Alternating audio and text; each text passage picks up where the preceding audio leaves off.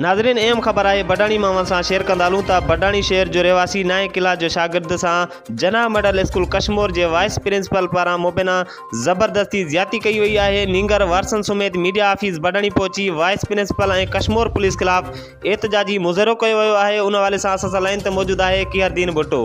जी किहरदीन, कड़ा तफ़सील आहिनि आगाह कजो। जी बिल्कुल, बडाणी वेझो ॻोठ है फिरोज़ खान गुलाटो जो रहवासी है 16 साल नीगर कश्मोर जना मिडल स्कूल जो शागिर्द आबिद हुसैन गुलाटो से जना मिडल स्कूल के वाइस प्रिंसिपल पारा मुबैना ज़बरदस्ती ज्यादती कई वही है। नीगर के वारसन चाचो शाहिद हुसैन और नीगर जो मामो गुलाम नबी गुलाटो समेत मीडिया ऑफिस बडाणी पहुंची दाईंदे चयो त मुंहिंजो भाइटो गुज़रियल 6 सालन खां वठी जनाब मिडल स्कूल में पढ़ंदो है। गुज़रियल महीने की तारीख़ 3/1/2022 ते जनाब मिडल स्कूल कश्मोर जो वाइस प्रिंसिपल खादिम हुसैन मज़ारी 16 साल नीगर आबिद हुसैन गुलाटो के मानी खणी अचण के बहाने पंहिंजी ऑफिस में घुराए नीगर से ज़बरदस्ती ज्यादती कयाई।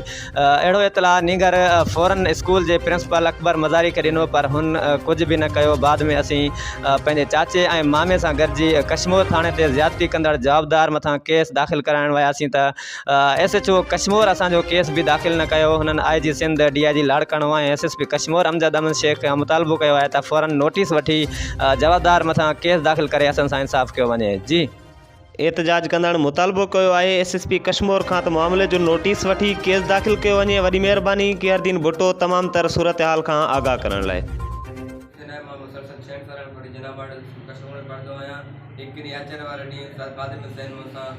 मानी जे बहाने मथे घुराए करे डाटा जो निशानो पड़ा त SHO दे विया SHO तक डाइज में रखी करे आम FIR कटा तो आम FIR कटा तो FIR न कटे त SSP अमजद शेख के अपील कंदा इंसाफ़ के वने आला दर्जन के भी गुजारिश कंदा इंसाफ़ के वने।